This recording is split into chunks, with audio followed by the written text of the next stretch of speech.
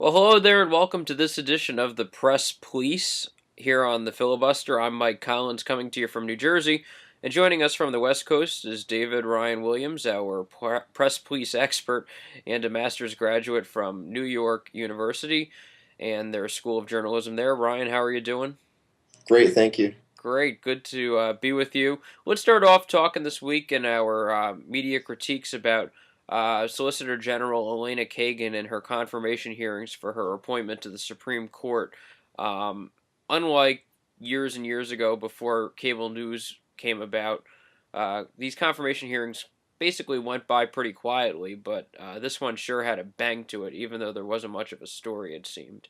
Sure, sure. Well, it's a pretty slow news week, I feel, and the media is just trying to find something, get some headlines, get us some above the fold coverage that'll replace the oil spill and some of the other difficulties the Obama administration recently. Right, and the hearing goes on, and the cable news outlets did a lot of running straight video from the confirmation hearings, and Sure. quite honestly, nothing was really that substantive coming out of the hearing. So, do you think that the coverage should be that tight for? I mean, do you think a Supreme Court nomination is worthy of that kind of scrutiny? Well, I think it's important to have these hearings. I don't expect every single citizen to watch, 9 hours of testimony that'll just, is about as fun as watching grass grow. But I think, it's important for the lawyers and the legal experts to watch it. And then hopefully, when we get, our news from our 5 or 6 o'clock, evening slots that, those experts are able to synthesize and succinctly sum up what happened that day, and that's important for us. And succinctly, what do you think happened in the confirmation hearings? I know that the Solicitor General, she's completed with her testimony, Sure, and the nomination will move on from there. sure. Well, one thing I found pretty interesting is it was in the line of questioning with Senator Coburn today, and he asked her in regards to the Declaration of Independence, what her thoughts were on natural rights. The unalienable rights written in the Declaration of Independence, life, liberty, and the pursuit of happiness. And she said that she doesn't have a view on what our natural rights are, written, as far as in Blackstone's commentary, everything that, Jefferson and some of the founders synthesized. And I found that very puzzling and a little disturbing. Well, I mean, I realize that GOP senators tried certainly to paint Kagan into a corner, and hopefully, from their vantage point, get her to say something that would possibly throw her nomination into peril. Right, right. I thought the questioning from Coburn was actually very interesting when he tried to make an analogy about a bill banning bad food, and then, jokingly saying that that's how he viewed the health care bill, basically a Exactly. mandate that she sidestepped. And I guess that would be my final question. Is it really worth everyone scrutinizing and getting all excited and, having special coverage on the cable news outlets when post Robert Bork, it just appears that these nominees are programmed to do anything but answer the question Sure, posed? sure. Right. Well, the only one in my generation I could think of that was even really worthy of this much attention was the Clarence Thomas hearings back in the early 90s. And ever since then, it's really just been, these nominees going up. If they're nominated from a Democrat, they try to come down like, I'm a strict constructionist. The Constitution is not a living document, and I Right. will interpret it and have fidelity to the law.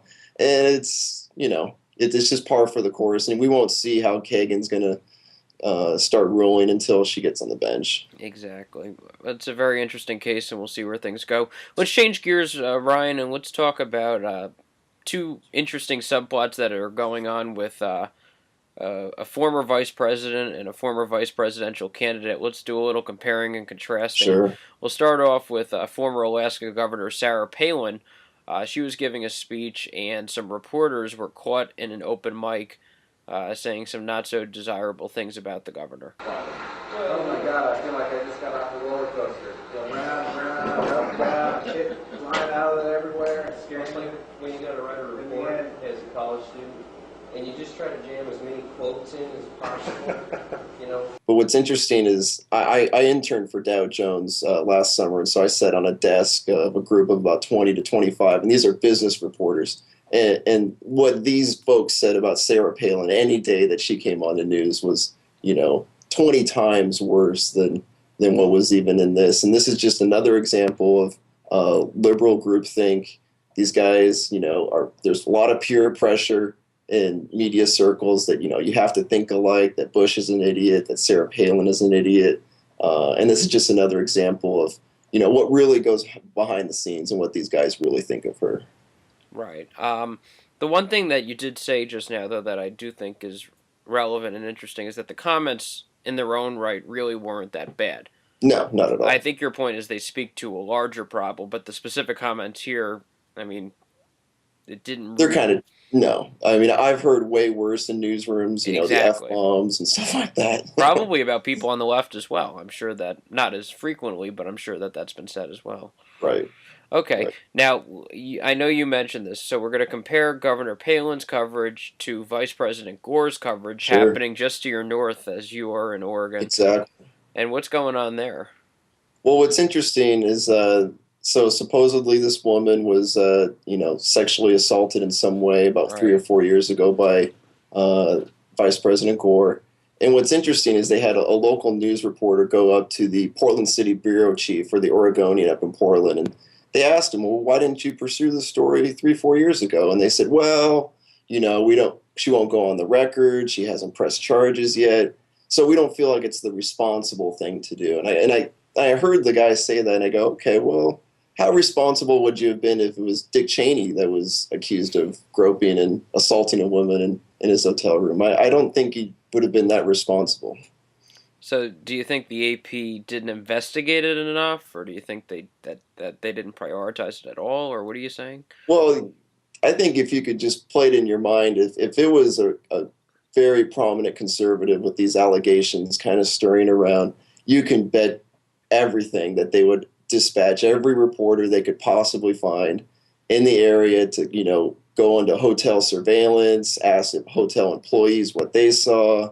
The best analogy I could come up with was the controversy when the AP had dozens of their own staff rummaging through Governor Palin's book, basically as ombudsmen or fact check people, in order to try to find inconsistencies. Whereas here, basically a very high profile divorce, this is just the fallout coming from it, which Sure. sadly in this day and age has become noteworthy and newsworthy, which I mean, people are interested in the news, and news is certainly a commodity, but it just seems as if people's fame has just bought them infamy, in the age of Tiger Woods and now Al Gore and many others. Right, and what should be obvious to our listeners is that and viewers that the reason why that they didn't pursue this story is because Gore was, yeah, a very well liked former vice president, and the media still to this day, very many of them thinks that he had the election stolen from him in 2000. He's a very prominent speaker on global warming. He won the Nobel Prize, so of course they're not going to pursue a story as vigorously as it had been a conservative like Dick Cheney, I pointed out, that most of the media does not like. Very interesting. There you have it. Very great discussion discussing media for the week. Ryan, I thank you very much Thank for you. this. That's Ryan Williams. I'm Mike Collins, and this has been Press Please. Thanks for joining us.